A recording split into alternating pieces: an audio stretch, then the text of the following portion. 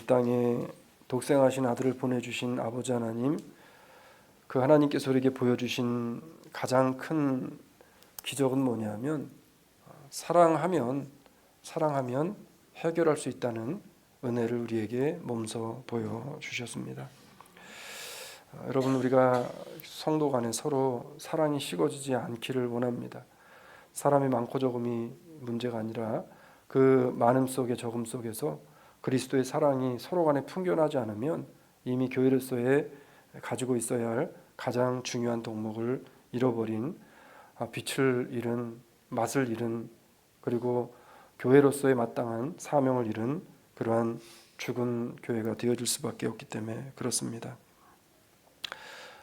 우리는 그렇게 하기 위해서 우리 안에 있는 그리스도를 통해 얻어진, 그리스도를 통해서만 가능한 우리 안의 중심이 정말 하나님의 말씀으로 믿음과 그리고 행함과 그리고 그 말씀을 듣고 따를 수 있는 삶의 평양을 마치게 되어질 때, 균형이 맞아질 때 우리의 믿음은 더욱더 건강히 세워지는 줄로 믿으시기를 바랍니다. 제가 얼마 전까지만 해도 좀 어지럼증 때문에 조금 고생을 좀 했습니다. 특히나 앉았다가 일어나거나 아니면 누웠다가 일어나면 이게 어지러워가지고 옆에 물건이 없으면 이게 막 쓰러지는 그런 지경까지 좀 되어졌었습니다. 이유를 잘 몰라서 증상을 좀 찾아보니까 빈혈로 인한 것과 뇌에서 균형과 보행을 담당하는 손의 문제가 생기면 그런 균형을 잡는 능력이 줄어들 수 있기 때문에 이런 증상이 나타날 수 있대요. 어쨌든 그거는 뇌에서 주관하는 문제이기 때문에 이거를 약으로 고치든 뭘로 하든 이게 잘 안 되는 것 같습니다. 그러니까는 어쨌든 기도하면서 이제 그렇게 지내고 있는데, 우리가 아무렇지도 않게 정상적으로 일어날 수 있고 걸을 수 있고 그리고 또 볼 수 있고 생각할 수 있다는 것이 얼마나 큰 은혜인지 여러분 모를 겁니다. 제가 사실 그 지휘자님을 통해서 자꾸 눈에 벌레 같은 게 돌아다닌다는 말씀을 제가 막 들어가지고 이게 뭘까라는 생각을, 우린 사실 이야기만 들었으면 잘 모르잖아요. 근데 2주쯤에 제가 앉아서 설교 준비를 하는데 자꾸 앞으로 벌레 한 마리가 지나다니는 거예요. 그래가지고 눈을 부릅뜨고 창문을 바라보는데 창문에 벌레가 없습니다. 다시 또 설교를 준비하려고 하면 또 조그만 벌레가 왔다 갔다 거려요. 이게 뭔 조화냐. 그래서 눈을 한번 지그시 감고 있었더니 눈을 감았더니 눈을 감은 상태에서 벌레가 왔다 갔다 거리는 겁니다. 근데 이게 굉장히 과도가 되더라고요. 이게 진짜 벌레인지 가짜 벌레인지 제가 구분이 안 되는 거예요. 처음에는 이게 진짜 벌레인 줄 알고 그 왜 버켓처 아시죠? 그 이렇게 버튼 누르면은 파리 잡는 거 그거 가지고 앞에 이렇게 했어요. 이게 벌레가 진짜 가는 줄 알고. 그렇게 해서 한 몇 주를 지나갔습니다. 그러면서 제가 그때 처음에 생각 들었던 게 우리 최연아 집사님이 이것 때문에 이게 말을 해도 사람들이 이해를 못 하는데 이게 이렇게 참 사람을 바도하고 못 살게 구는 거구나 라는 생각을 했습니다. 근데 한 3주가 지나니까 저는 감사하게도 그게 이제 없어지고, 그리고 왼쪽 눈이 좀 약간 지금 좀 무겁고 좀 부담스러워요. 근데 이게 좀 너무나 생각을 많이 하거나 스트레스를 받거나 그러면 아주 작은 점 같은 게 왔다 갔다 거리기는 합니다, 요즘에. 여러분, 그게 뭐냐면은 내 몸에 무엇인가 균형이 지금 깨졌다는 거예요. 균형이. 자, 사람들은 내가 지금 현재 걸어갈 수 있는 것 때문에 감사하는 사람은 잘 없습니다. 내가 눈으로 앞을 시야를 보는데 깨끗하게 클리어하게 앞을 볼 수 있다는 것 때문에 감사 안 해요. 제가 그 사건이 있은 이후로 클리어하게 보이면 하나님 감사합니다. 이제 그렇게 되어졌습니다. 요즘 현대인들 사이에서 가장 많이 사용하는 말 중에 하나가 균형입니다. 균형. 어떤 말을 현대인들이 많이 균형이란 말을 사용하나 보니까 균형 잡힌 식단, 균형 잡힌 몸.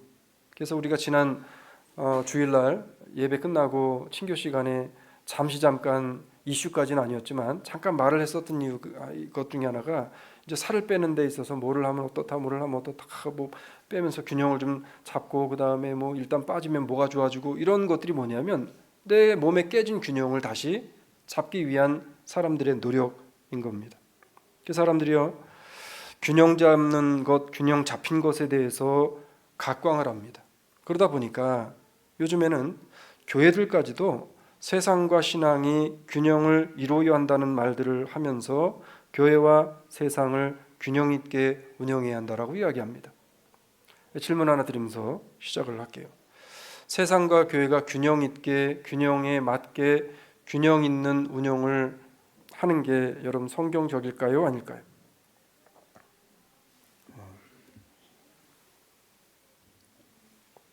아니 세상과 같이 균형 있게 가면 좋잖아요. 교회도. 자, 좋은 말 같고 시대를 앞서가는 듯한 말이지만 신앙은 결코 세상과 균형을 이룰 수 없다는 사실을 성도들로 하여금 망각하게 만드는 말들이 뭐냐면 교회가 세상과 균형을 맞춰야 된다라고 하는 망언들입니다.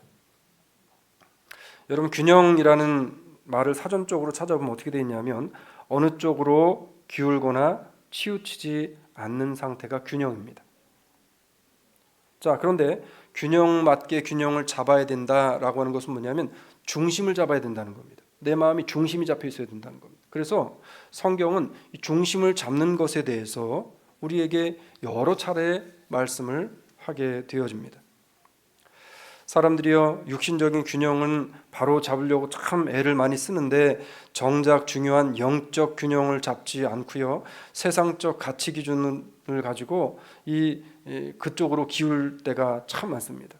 그러니까 요즘에 현대 많은 교회들을 보면 세상적인 가치 기준으로 기울 대로 기울어져서 세속적인 관점에서는 성공한 교회라는 평가를 받게 되어지며 그러면서 사람들에게 많은 폭발적인 인기를 끈다 할지라도 복음의 관점에서 보게 되어질 때는 균형을 잃고 마치 치우쳐서 침몰해가는 정말 침몰해가는 성도들을 양성하는 그런 양성소의 교회로 이 현대 교회들이 너무나 많이 치닫고 있다라고 하는 사실입니다. 여러분 목사가 이러한 것에 대해서 오픈을 시키고 목사가 여기에 대해서 세상과 균형을 맞춰야 됩니다라고 하면서 거기에 발벗고 나서서 가게 되어지면 교회는 그걸 따라갑니다. 그럼 그 교회에 소속되어져 있는 교인들은 내가 원하든 원하지 않든 같이 가는 겁니다. 아니 목사님 뭐 나만 아니면 됐지, 내가 뭐 교회를 다니면서 나만 신앙을 바로잡으면 됐지, 뭐 그게 왜 그 교회와 목사와 상관이 있습니까? 라고 이야기하는 분들도 있습니다. 그런데 여러분 타이타니코가 침몰할 때 타이타니코가 침몰함에 있어서 타이타니코의 침몰을 누구의 침몰로 보냐면 선장의 침몰로 보는 겁니다. 타이타니코 그 큰 배를 이끌고 가는 선장이 침몰하지 않으면 타이타니코는 침몰하지 않는 거예요. 나는 타이타니코가 침몰해도 나와 별개로 있으면 되지 내가 무슨 상관이 있습니까? 라고 이야기할 수 없다는 겁니다. 배가 침몰하면 그 배 속에 타고 있는 사람들도 어떻게 되는 거예요? 침몰하는 거예요. 여러분 노아의 방주의 사건을 통해서 우리가 깨닫는 교훈이 있습니다. 그게 뭐냐면 내가 원하든 원하지 않든 내가 노아의 방주에 타고 있는가 타고 있지 않는가가 중요한 겁니다. 하나님의 말씀을 듣고 노아의 이 경고의 말을 듣고 방주에 타느냐 안 타느냐가 중요한 거예요. 그런데 타고 안 타느냐의 결정은 누가 하는 거예요? 내가 하는 거예요. 우리가 균형 잡힌 그리스도인으로 살아가고 안 살아가고는 나의 몫입니다. 사도 바울은 이 균형 잡힌 그리스도인으로 살아가는 것이 얼마나 힘든 일인지에 대해서 우리에게 뭐라고 이야기하냐면 성경은 이렇게 이야기합니다. 여호수아서 1장 6절로 7절에 보니까 이렇게 이야기를 해요. 같이 갑니다. 마음을 강하게 하라, 담대히 하라. 너는 이 백성으로 내가 그 조상에게 명하여 주리라 한 땅을 얻으리라. 오직 너는 마음을 강하게 하고 극히 담대히 하여 나의 종 모세가 내게 명한 율법을 다 지켜 행하고 좌로나 우로나 치우치지 말라. 그리하면 어디로 가든지 형통하리니. 아멘. 자, 중요한 것이 있어요. 우리가 믿음의 평형을, 믿음의 균형을 지키기 위해서 반드시 필요한 게 뭐냐면 내게 명한 율법을 지켜 행하는 겁니다. 자, 우리에게 명령으로 주신 율법은 뭐예요? 하나님의 말씀이에요. 사랑하는 성도 여러분, 하나님이 우리에게 주신 성경 66권의 말씀이 하나님의 정경이요, 하나님의 말씀이요, 예수 그리스도가 육신 되신 그리스도가 오신 하나님이심을 여러분 정말 믿으십니까? 이 하나님의 말씀은 그런 말씀인 거예요. 성경 뭐라고 이야기하냐면 이 말씀에 명한 대로 이 하나님의 말씀을 지켜 행하려고 그 삶을 따라가는 사람들, 그 사람들이 되어져야 된다는 거예요. 그런데 이 말씀을 지키고 따르고 행하는 것이 쉬운 일이에요, 어려운 일이에요? 쉬워요, 어려워요, 여러분들? 뭐 생각하고 자실 것도 없잖아요. 여러분들 지금 삶에 있어서 이 하나님의 말씀을 얼마나 따라 살고 있냐는 거예요. 아는 거 말고요. 아는 거 말고요. 아는 거와 행동하는 건 다른 겁니다.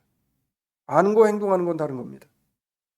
천하 없는 사람이 성경 66권을 달달달 암송하고 외워도 아는 것으로 끝나고 행함이 있지 아니하면 성경 뭐라 그랬어요? 그 믿음은 죽은 믿음이라 그랬어요. 자, 하나님의 명령의 말씀을 지켜 행하는 것이 얼마나 힘든 일이냐 하면 마음을 강하게 먹고 담대히 할 만큼 힘든 일입니다. 이것은 마음을 강하게 먹어야지 되는 일이에요. 그래서 마음을 정말 강하게 먹고 담대히 함으로 하나님의 말씀을 지켜서 행하게 되어질 때 우리가 어떠한 삶을 살아갈 수 있냐면 좌로나 우로나 치우치지 않는 삶을 살아갈 수 있다는 거예요. 그러니까 우리의 심령에, 우리의 믿음에, 우리의 삶의 중심을 균형을 잘 맞춰서 하나님께 균형 잡힌 삶을 살아갈 수 있게 되어진다는 겁니다. 세상으로 치우치는 균형 잡힌 삶이 아니라.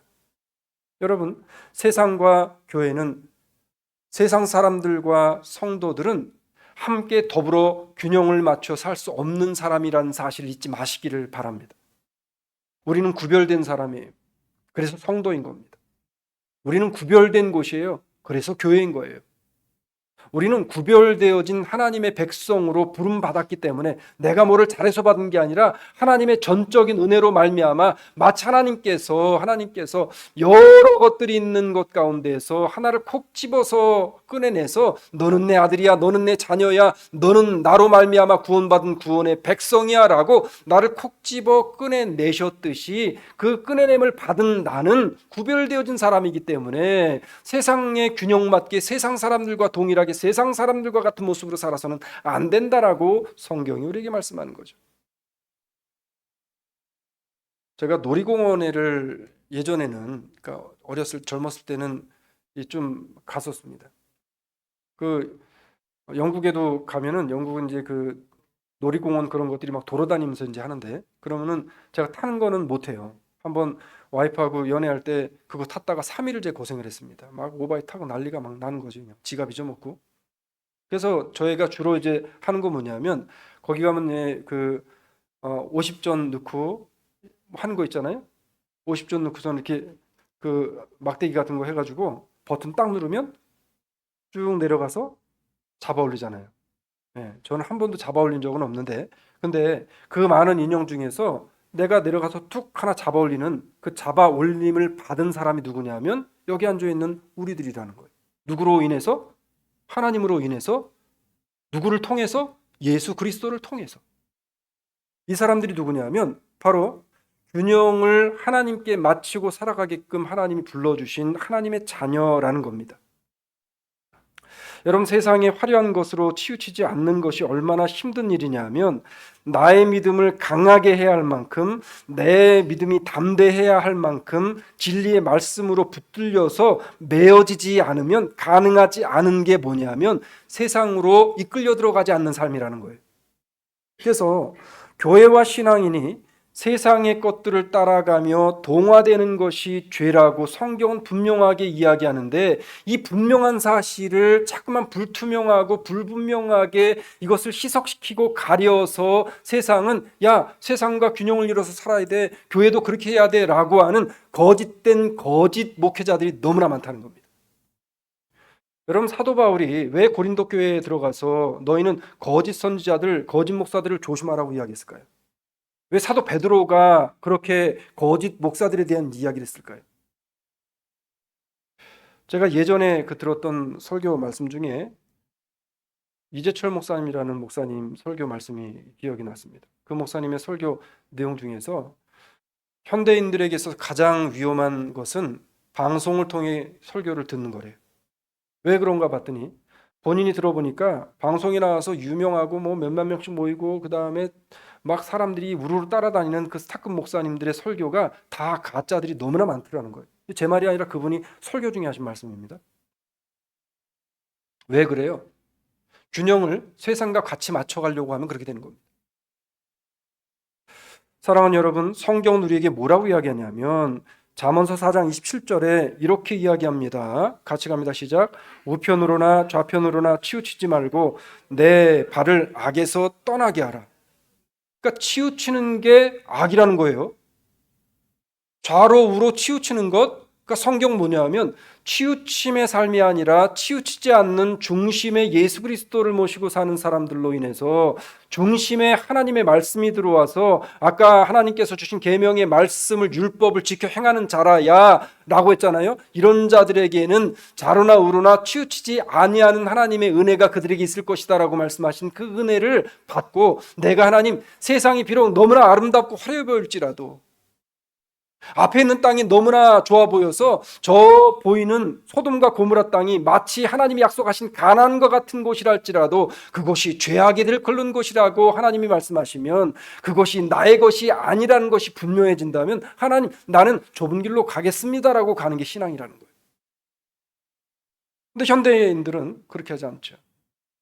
하나님, 왜 저 사람은 저렇게 넓은 길로 가면서 잘 되는데 왜 하나님 저 사람은 저렇게 하면서 잘 되는데 나는 죽어라고 예수 믿고 내가 말씀대로 살아보려고 하는데 왜 나는 이렇습니까? 라고 하는 생각하지 말라는 거죠. 제가 말씀을 준비하면서 이번 주간에 참 여러 일들이 참 오버랩이 참 많이 되는 한 주간이었습니다. 막 정말 마음속에서 하루에도 막 몇 번씩 마음이 변화가 일어나는 그런 한 주간이었습니다. 힘들기도 했다가 막 또 감사도 했다가 그랬다가 어제 오후에 제가 말씀을 하나를 보다가 하나님 앞에서 한 대 이렇게 탁 맞았습니다. 그 말씀 뭐였냐면 왜 그거를 네가 하려고 하냐라고 하는 말씀이었습니다. 여러분 우리가 하려고 할 때에 하나님께서 내가 하려고 하는 대로 그 일이 이루어진다는 거 이거 복일까요? 복이 아닐까요? 여러분이 기도한 모든 내용은 정말 다 기도응답 받으셨나요? 질문 드리는 거예요. 여러분 지금까지 기도응답 다 받으셨어요? 다 받으셨어요? 만약에 내가 원하는 바대로 기도응답을 다 받으셨다라고 이야기하면 거짓말입니다. 왜냐하면 하나님은 그런 하나님이 아니에요.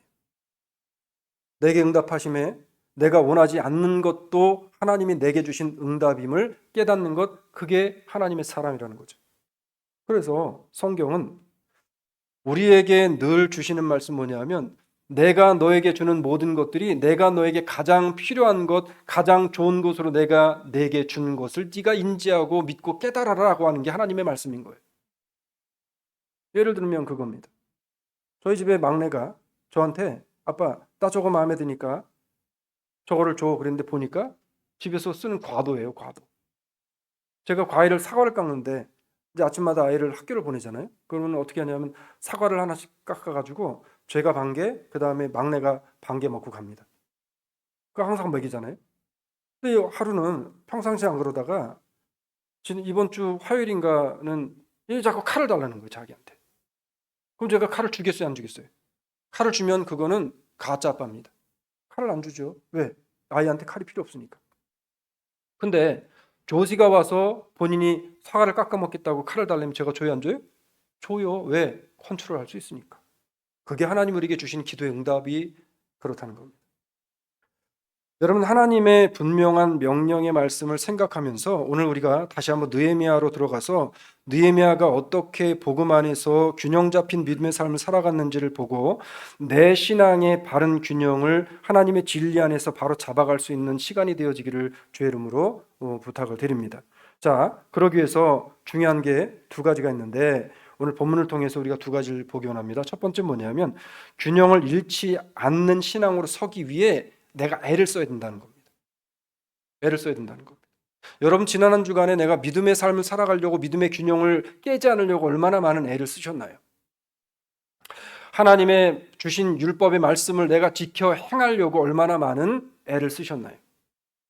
하나님 앞에 예배를 내가 지키려고 얼마나 많은 애를 쓰셨나요?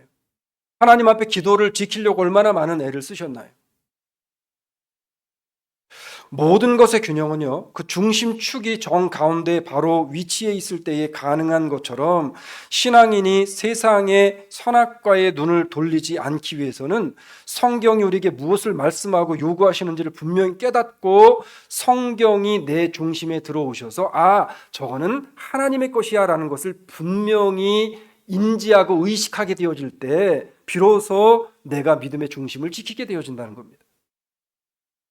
자, 마태복음은 우리에게 뭐라고 이야기하냐면 그렇게 되어지려면 어떻게 해야 되나 그러면 내가 어떻게 해야 내 믿음의 균형을 잃지 않기 위해서 내가 애쓰고 힘쓰는 삶을 살 수 있겠는가라고 하는 거죠. 어제 제가 갑자기 하나님 앞에 이 뒤통수를 맞는 것 같은 그 생각이 들었던 이유가 뭐였을까라고 하는 여러분 궁금증이 들지 않으세요? 사실 어제 그 오후 이전까지는 조금 많이 힘들었습니다. 여러 문제 때문에. 우리가 마태복음 16장 24절로 25절을 한번 가서 같이 한번 읽으면서 보도록 하겠습니다. 자, 말씀을 나의 삶의 중심에 두고 산다는 것이 뭐를 의미하는가 보니까 같이 갑니다. 이에 예수께서 제자들에게 이르시되 아무든지 나를 따라오려거든 자기를 부인하고 자기 십자가를 지고 나를 쫓는 것이니라. 누구든지 제 목숨을 구원코자 하면 잃을 것이요 누구든지 나를 위하여 제 목숨을 잃으면 찾으리라. 아멘. 자, 누차 말씀드리는 거지만 성경에 기록되어진 모든 하나님의 말씀이 의미 없이 기록되어진 게 있다 그랬어요? 없다 그랬어요? 없다 그랬어요. 하다못해 전치사와 전미사, 접두사 이런 모든 관사까지 모든 그 언어들은 다 의미가 담겨져 있습니다. 순서에도 의미가 담겨져 있습니다. 여기 오늘 우리에게 주신 마태복음에서 보면 굉장히 중요한 순서를 우리에게 말씀합니다. 자, 그 순서가 뭐냐면 자기를 부인하는 겁니다. 여러분, 자기를 부인한다는 게 뭘까요? 자기를 부인한다는 게 뭘까요? 네? 예수님을 인정하는 것, 예수님을 인정하는 것. 그렇죠? 자기를 부인한다는 것, 이걸 성경대로 우리가 풀이를 하자고 하면 씨 뿌리는 네 가지의 비유에서 우리가 찾아볼 수 있습니다. 자, 씨 뿌리는 비유에서 첫 번째 어디에 씨가 뿌려집니까? 돌짝밭에 뿌려집니다. 두 번째 어디에 뿌려져요? 네? 가시밭에 뿌려집니다. 또 어디 뿌려져요? 네? 네, 길가에 그냥 뿌려집니다. 그 다음 마지막에 어디 뿌려져요? 옥토에 뿌려집니다. 질문 드릴게요. 그러면 옥토는 태어날 때부터 옥토였을까요? 아니에요. 옥토는 누군가에 의해서 개경되어진 겁니다. 그래서 나를 부인한다는 것은 내 스스로가 개경되어지는 겁니다. 개경된다는 게 뭐예요? 말씀으로 갈아엎어진다는 거예요. 내 속에 있는 것들이 끄집어내진다는 겁니다. 돌덩어리도 끄집어내어지는 겁니다. 나무 뿌리도 끄집어내어지는 겁니다. 그래서 이 끄집어내어진 것, 뒤집어진 것들을 다 걸러서 밖으로 내어 버리게 되어질 때 비로소 뭐가 되어져요? 옥토가 되어진다는 거예요. 이게 나를 부인하는 겁니다. 나를 버리는 겁니다.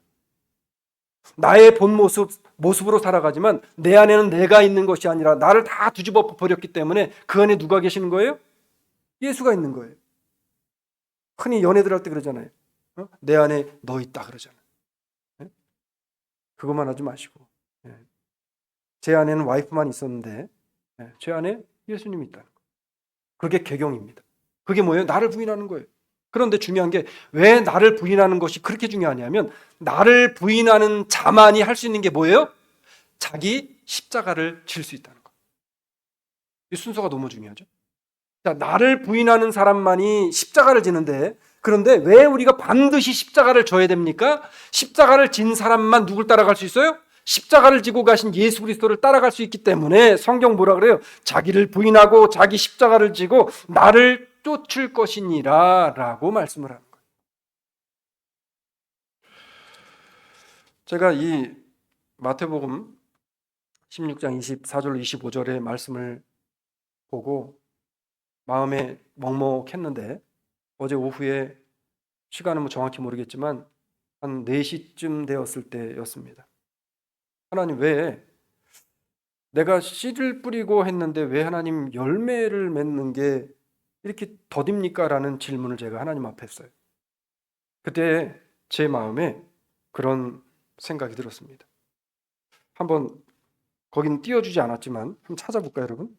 요한복음 4장 한번 가겠습니다. 그래서 제가 성경 가지고 다니시라는 이유가 여기 있습니다. 요한복음 4장 35절로 38절까지 말씀, 우리 찾으신 분들은 한번 같이 천천히 한번 봉독해 보도록 하겠습니다. 요한복음 4장 35절로 38절 같이 갑니다. 시작. 너희가 넉 달이 지나야 추수할 때가 이르렀겠다 하지 아니하겠느냐? 내가 너희에게 이르노니 눈을 들어 밭을 보라. 휘어져 추수하게 되었도다. 거두는 자가 이미 삭도 밭도 영생에 이르는 열매를 모으나니 이는 뿌리는 자와 거두는 자가 함께 즐거워하게 하려 함이니라. 그런즉 한 사람이 심고 다른 사람이 거둔다는 말이 옳도다. 내가 너희의 노력지 아니한 것을 거두러 보내었노니 다른 사람들은 노력하였고 너희는 그들의 노력한 것을 참여하였느니라. 아멘. 제가 이 말씀을 요한복음 4장 이 말씀이 떠오르면서 정말 그 자리에서 눈물이 팽 돌았습니다. 왜냐하면 내 관점에서는 내가 심었으니까 내가 빨리 거두길 원해요. 근데 하나님의 관점에서는 뭐예요? 네가 거둔 거, 네가 심은 거 거둘 생각 말라는 거예요. 거두게 하시는 건 누구 일이라는 거예요? 하나님이 거둘 자를 정하신다는 거예요. 어떤 사람은 바로 뿌린 것 같은 것을 바로 거두게 하는 사람도 있지만 보편적으로 하나님께서 일하심에는 내가 뿌린 것을 내가 거두게 하시는 경우가 잘 없다는 겁니다. 네가 뿌린 것으로 하나님 앞에 감사하라는 거예요. 그냥 지난 10몇 년 동안 하나님의 말씀을 뿌렸으면 네가 정말 그리스도의 진리를 뿌렸다고 하면 그것으로 내 할 일은 끝났다는 거예요. 나머지는 누가 하시겠다는 거예요? 하나님이 하시겠다는 거예요. 그것을 거두는 사람이 누가 될지 알 수 없지만 거두게 하시는 것은 하나님이라는 거예요. 이 말씀이 딱 들어오는데 갑자기 제 안에서 마치 무슨 빛이 비치듯이 마음이 그렇게 따뜻해졌습니다. 여러분, 나를 부인한다는 것이 참 힘든 일입니다. 나를 부인한다는 것이 지금 제가 말씀드렸던 것처럼 내가 뿌렸으니까 내가 거둬야 된다라고 하는 이 잘못된 생각이 버려지는 것, 이게 나를 부인하는 거예요. 내가 개경되어지는 것, 뭘로? 하나님의 말씀으로. 자신을 부인하고 복음이 그 삶의 중심으로 서 있는 사람만이 믿음의 균형을 잃지 않고 주님을 기쁘게 하는 인생으로 살아갈 수 있게 되어진다는 겁니다. 이런 관점에서 느헤미야는 믿음의 사람으로 자신의 출세나 영화를 위해서 삶을 살았던 사람이 아니라 철저히 하나님의 나라와 의를 위해서 주님이 기뻐하시는 영적 균형을 잃지 않았던 대표적인 사람이었습니다. 느헤미야가 굳이 예루살렘으로 오지 않았으면 느헤미야는 이미 바벨론에서 뭐 맡은 관원으로 살고 있었어요? 술 맡은 관원으로 떵떵거리고 살고 있었어요. 그냥 거기 있었으면 계속해서 승진할 길밖에 없는 사람이었어요. 자기 자자손손 그냥 떵떵거리고 살 수 있는 겁니다. 그런데 느헤미야는 그걸 버렸어요. 누구를 위해? 하나님을 위해. 누구를 위해? 하나님의 백성을 위해. 누구를 위해? 하나님의 뜻하심을 위해 버렸다는 거예요. 하나님께서는 그런 느헤미야에게 지혜를 주셔서 성벽을 건설하게 한 이후에 예루살렘을 보호할 수 있는 것이 성벽을 건설한 그 보이는 유형적인 건물이 아니라 그것을 관리하고 그 안에 살아야 할 사람들이라는 사실을 느헤미야가 깨닫게 되어집니다. 그래서 느헤미야가 그때부터 하나님 앞에 이제 결단하고 한 일이 뭐냐면 오늘 본문 6절로 7절의 말씀을 하게 되어진 겁니다. 자, 우리 6절 한 절 말씀만 같이 한번 봉독하도록 하겠습니다. 시작. 옛적에 바벨론 왕 느부갓네살에게 사로잡혀 갔던 자 중에서 노임을 받고 예루살렘과 유다로 돌아와 각기 본성에 이른 자 곧 각기 본성에 와서 이른 사람들 하고 나서 스룹바벨과 예수아와 그다음 블라블라 쭉 하면서 73절까지 그 내용이 쭉 내려가는 겁니다. 주변국들과 비교해 보았을 때 당시 예루살렘은 너무나 형편없이 작은 숫자의 사람들이 예루살렘 성에 살고 있었습니다. 그래서 느헤미야가 해야 할 일은 뭐였냐면 이제 성벽을 지어놨기 때문에 이 성을 지키려면 사람들이 있어야 되잖아요. 그래서 성을 아무리 잘 지어놔도 뭐예요? 사람들이 그 안에 텅 비어 있으면 안 되잖아요. 그래서 인구 조사를 하고 그리고 나서 예루살렘으로 사람들을 다시 들어오게 하는 계획을 세우게 되어집니다. 특별히요, 바벨론의 포로로 잡혀갔었던 유대인, 그래서 정통 유대인으로 혈통을 가지고 있는 사람들을 먼저 들어와 살도록 하게 되어집니다. 그러니까 스룹바벨과 함께 다시 예루살렘으로 돌아오게 되어질 사람들의 명단을 작성하게 되어지고요. 그리고 고향으로 돌아올 수 있는 방편과 길을 만들어주게 되어집니다. 이때 느헤미야가 한 일이 뭐냐면 도시와 시골이 너무 편파가 지지 않도록 균형을 맞출 수 있는 그러한 방법을 동원해서 도시에 있는 사람과 그리고 시골에 있는 사람들이 같이 형평성을 가지고 살아갈 수 있도록 균형을 잘 조합해서 마치게 되어집니다. 자, 느헤미야는요, 처음부터 끝까지 치우치지 않도록 본인이 하나님 앞에서 끊임없이 기도를 하면서 이 일을 진행합니다. 느헤미야는요, 균형을 잃지 않기 위해서 힘을 기울이게 되어지는데 어떻게 이런 균형을 유지할 수 있었는가 보니까 느헤미야는 모든 전적인 마음, 전적인 생각과 모든 뜻과 의지를 다 누구에게 맡겼냐면 두 번째로 하나님께 맡겼다는 거예요. 그래서 나의 마음을 하나님께 맡기는 작업이 필요합니다. 나의 마음을 하나님께 맡기는 것은 내가 균형을 잃지 않기 위해서 부단히도 애를 쓰지 않으면 가능하지 않은 일입니다. 내 마음이 규경되어지고 하나님의 말씀으로 내가 다시 옥토로 변화받는 일이 있지 않으면 내 마음을 하나님 앞에 전적으로 맡길 수 없어요. 내가 세상을 향해서 아직도 눈을 뜨고 세상의 것들만 바라보고 있는데 어떻게 하나님 앞에 전적으로 맡깁니까? 느헤미야는요, 자신이 똑똑하거나 잘났다고 생각하지 않았어요. 자신을 높이는 어떠한 말도 그리고 자신을 높이는 어떠한 행위나 행동도 해서 죄를 범하는 일을 철저하게 그는 단도를 쳤습니다. 자, 모든 것이 하나님의 은혜임을 알고 있었기 때문에 그가 한 모든 일들은 누가 하셨다라고 고백을 하냐면 이 느헤미야의 고백은요, 우리가 보편적으로 사람들이 하는, 왜 그렇잖아요. 하나님이 하신 거예요. 하나님께 영광 돌립니다. 그러면서 뒤로는 뭐 어떻게 해요? 지가 어깨가 으쓱해져요. 이건 저도 마찬가지였던 일이었어요. 하나님이 하신 일입니다. 여러분 나에게 집중하지 마시고 하나님께 집중하십시오. 말은 잘하면서 나가가지고 무슨 온 동네 다 다니면서 그러면서 자기 이야기하고 돌아다니는 겁니다. 이거 하나님 원하시는 거 아니라는 거예요. 느헤미야는 어떻게 합니까? 오늘 본문 5절로 갑니다. 5절 같이 읽습니다. 시작. 내 하나님이 내 마음을 감동하사 귀인들과 민장과 백성을 모아 그 보게대로 계수하게 하신 거로 내가 처음으로 돌아온 자의 계수를 얻었는데 거기에 기록한 것을 보면, 자, 여기에 보면 중요한 이야기를 합니다. 자, 느헤미야에게 있어서 가장 중요한 분은 누구예요 지금? 내 하나님이에요. 내 하나님. 당신의 하나님이 아니라 나의 하나님이에요. 나의 하나님이 나의 마음을 감동하사, 자, 그 사람들은 보통 그래요. 하나님이 내 마음을 감동해서 이거 나한테 하게 하셨어요. 이거 다 내가 한 거예요. 하나님이 은혜 주셔가지고 내가 한 거예요. 이렇게 이야기합니다.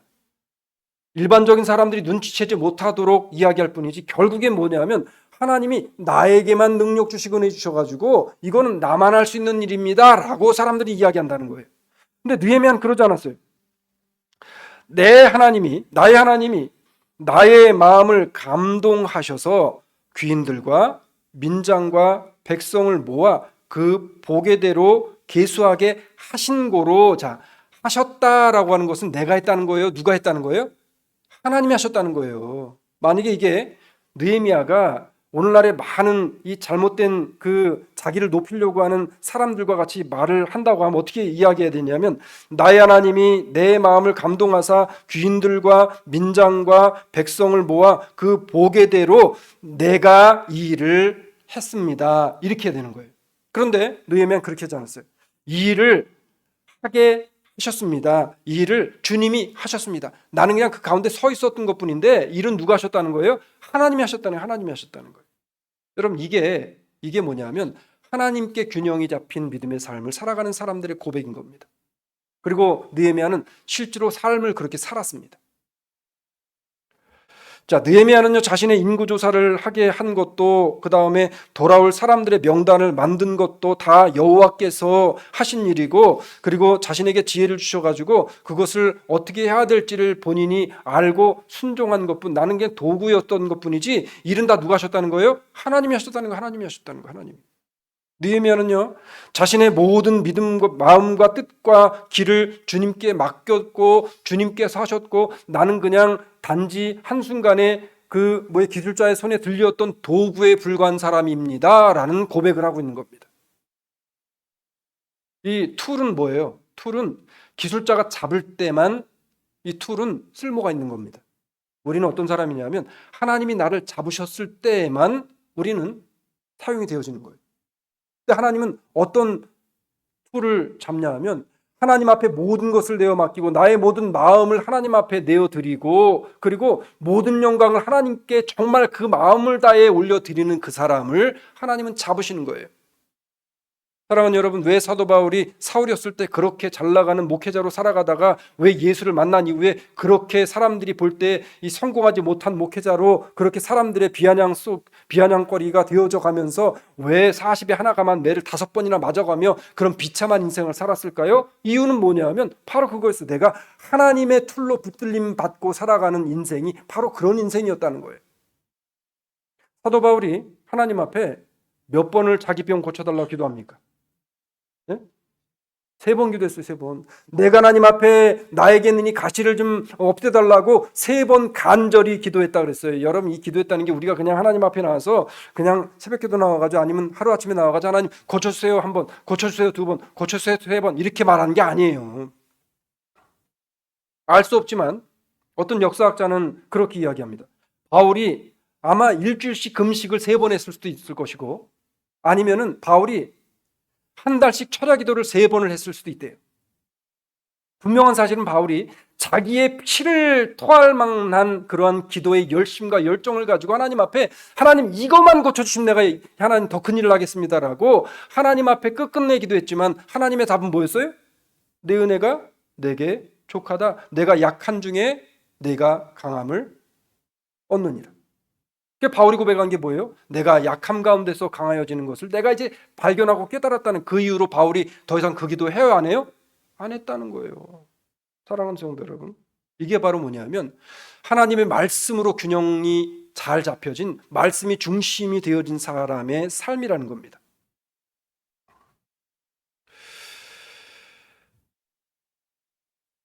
느헤미야는요 자신의 마음과 뜻과 모든 길을 주님께 맡겼어요. 그럼 이게 왜 중요할까요? 자, 시편 기자는 우리에게 이렇게 이야기를 합니다. 시편 37편 3절로 6절 같이 갑니다. 시작. 여호와를 의뢰하여 선을 행하라. 땅에 거하여 그의 성실로 식물을 삼을지어다. 또 여호와를 기뻐하라. 저가 내 마음의 소원을 이루어 주시리로다. 너희의 길을 여호와께 맡기라. 저를 의지하면 저가 이루시고 내 의를 빛같이 나타내시며 내 공의를 정오의 빛같이 하시리로다. 아멘. 사람들은 다 착각해요. 하나님이 내가 하나님을 의지하고 의뢰하면 그러면 하나님을 기뻐하면 마치 정오의 빛같이 그리고 의를 빛남고 하게 같이 이 세상에서 빛처럼 빛나는 삶을 살게 하신다라고 사람들이 착각해요. 그리고 이런 거짓말에 사람들은 속아 넘어가서 마치 그러한 삶을 살아가는 사람들이 야 정말 복받은 사람이 은혜 받은 사람이구나 라는 생각이 들게 하는데 성경이 말하는 것은 바로 그 말씀하시는 게 아니었어요. 마태복음을 우리가 크게 2 장르로 나눕니다. 첫 번째 장르는 1장부터 15장까지이고 그리고 16장부터 마지막 장까지입니다. 15장까지의 내용은 뭐냐면 사람들이 일조로 생각하는 복이라는 개념 때문에 하나님 내가 이거 하면 복받고 못 복받고 이런 내용이에요. 16장부터는 내용이 뭐냐면 예수 그리스도를 통해서 우리에게 구원해 주시는 구원의 은혜, 구원의 역사 그리고 예수를 믿는 사람에게 주신 영원한 생명과 생수가 되신 예수 그리스도를 받고 믿는 사람들에게 주어지는 영원한 복에 대한 이야기를 합니다. 사람들은 15장까지의 내용을 더 좋아해요. 왜냐하면 육신적인 복을 받는 것에 대한 이야기를 자꾸 하니까. 근데 예수님이 정말 하고 싶었던 말씀 뭐냐면 15장의 틀을 벗어 넘어와서 이제는 16장으로 넘어와서 예수 그리스도를 통해서 얻어지게 되어지는 주님이 오시는 그날에 내가 빛과 같이 빛나게 되어질 하나님의 상급, 빛과 같이 빛나게 되어질 하나님의 나라에서의 그 삶을 우리가 눈뜨고 바라보길 원하신다는 거예요. 시편 37절에 7편의 말씀이 그겁니다. 이 땅에 살아가면서는 바울과 같이 날마다 감옥 속에 갇힌 인생처럼 살아갈 수 있지만 바울은요 이 세상의 것을 바라본다고 하지 않았어요. 내가 표대를 향하여 달려가는 것은 뭐를 바라보고 달려가기 때문이랬어요? 영원한 하나님의 상급을 바라보고 달려갈 수 있기 때문에 내가 이 고난과 고통을 감내할 수 있다라고 이야기를 하는 겁니다. 사랑하는 여러분, 하나님께서 느헤미야에게 감동을 주셨고요. 그를 통해서 예루살렘 성을 재건하게 하시고 비어 있었던 땅에 다시 백성들로 가득하게 하시는 엄청난 사업을 느헤미야를 통해 감당하게 하시게 되어집니다. 자, 하나님께 자신의 마음을 맡긴 느헤미야를 통해서 이스라엘로 귀환한 이스라엘 백성의 숫자가 몇 명이나 될까요? 물론 이제 에스라서에서의 에스라가 기록해 놓은 그 숫자와는 한 2천 명 정도 차이가 나는데, 그런데 느헤미야서에서 밝히고 있는 이스라엘 백성이 포로로 잡혀갔다가 돌아온 인원수를 보게 되어지면 3만 1,098명입니다. 자, 그렇기 때문에 이 이제 5절에서 73절까지의 내용을 보면 누가 돌아오고 누구가 누구의 누가 돌아오고 뭐 이런 내용들이 쭉 나옵니다. 사랑하는 여러분, 우리의 마음을 하나님께 맡기게 되어질 때 나를 통해서 하나님이 이 세상에 엄청나게 커 보이는 일들을 하시지 않을지는 몰라도 하나님의 나라와 하나님의 의를 위해서 난 사람이 태워짐을 통해 하나님이 영광 받으시는 그 일을 하나님께서 원하신다면 나는 하나의 장작기비가 되어져서 타야 된다는 거예요. 하나의 촛불이 되어져서 태워져야 된다는 거예요. 그래야 주변이 밝아지는 겁니다. 사랑하는 여러분, 잠언서 16장 2절로 3절은 이렇게 우리에게 이야기합니다. 갑니다. 사람의 행위가 자기 보기에는 모두 깨끗하여도 여호와는 심령을 감찰하시느니라. 너희의 행사를 여호와께 맡기라. 그리하면 너희의 경영하는 것이 이루리라. 자, 사람들은 자기가 하는 것들은 하나님의 뜻이라고 하면서 하는 경우가 많다는 겁니다. 그리고 내가 하는 거 이거는 괜찮은 거야라고 이야기한다는 거예요. 사람들의 행위가 자기가 행하는 것은 다 옳고 깨끗하다라고 이야기한다는 거예요. 불법을 하면서도 이것은 불법이 아니라고 이야기하는 겁니다. 사랑하는 여러분, 영적인 눈을 바로 뜨시고 지금 세상에서 얼마나 많은 거짓들이 다니는지를 우리가 반드시 깨닫고 알아서 우리의 삶이, 우리의 믿음이, 우리의 신앙이 분명히 하나님의 말씀을 중심에 두고 그 말씀을 중심으로 하나님의 말씀과 함께 균형 잡힌 믿음의 삶을 살아갈 수 있는 저와 주사랑의 식구들이 되어지시기를 주의 이름으로 축원합니다. 잠언서 16장 9절은 이렇게 이야기합니다. 갑니다. 사람이 마음으로 자기의 길을 계획할지라도 그 결음을 인도하시는 자는 여호와시니라. 자, 이 말은 아까 요한복음 4장에서 제가 말씀드렸던 그 내용과 비슷한 내용인 겁니다. 내가 계획했을지라도 내가 고도될 필요는 없다는 거예요. 여러분 지금 열심히 고생하시고 그 다음에 열심히 애쓰고 힘쓰고 제가 여러분에게 너무나 감사한 것은 교회를 지키시고 그리고 함께 예배 자리에 나와서 예배를 드리고 있는 여러분들이 어제 이 말씀을 받는 순간 얼마나 고마운 분들이고 감사한 분들인가를 다시 한번 생각하게 되어졌습니다. 우리가 실망하지 않고 좌절하지 않게 되어지면 하나님께서 반드시 우리의 길을 하나님의 가장 선한 길로 인도하실 것이라는 사실을 믿는 믿음으로 이번 한 주간도 시작하시고 살아간 우리들이 되어지길 주의 이름으로 축원합니다. 말씀을 맺을게요. 여러분, 균형을 잃은 몸은 치우칩니다. 균형을 잃은 건강은 쓰러집니다. 영적인 균형을 잃은 교회는요, 세속화되어지고요, 복음의 중심의 균형을 잃어버린 성도는 죄의 바다에 빠져서 그게 죄의 바다인지도 모르고 헤어나오지 못하게 되어집니다. 에덴 동산의 선악을 알게 하는 나무는 하나님께서 세우신 아담과 하나님과의 사이의 균형이었지만 이것을 범하는 순간에 인간은요, 균형을 잃은 저주받은 자가 되어졌다는 사실을 잊지 마시고 하나님의 말씀과 기도와 행함의 균형을 잘 잡아서 남은 인생, 남은 우리의 삶을 내가 하나님 이 썩어질 육신의 살덩어리를 위해 살아가는 것이 아니라 하나님 나에게 주실 영원한 생명, 영원한 생수가 되시는 그리스도를 발견하고 그리스도가 기뻐하시는 것이 무엇인지를 내가 한순간 한순간 한 땀 한 땀 마치 이 자수판에 자수를 놓듯이 그렇게 내 인생을 다시 한번 살아가는 그러한 영적으로 깨어있는 균형이 하나님의 말씀 가운데 잘 맞춰진 삶을 살아가게 하옵소서라고 하는 간절한 소망을 가지고 한 주간을 시작하는 저와 우리 모두가 되어주시길 주의 이름으로 축원을 드립니다. 주님 고맙습니다.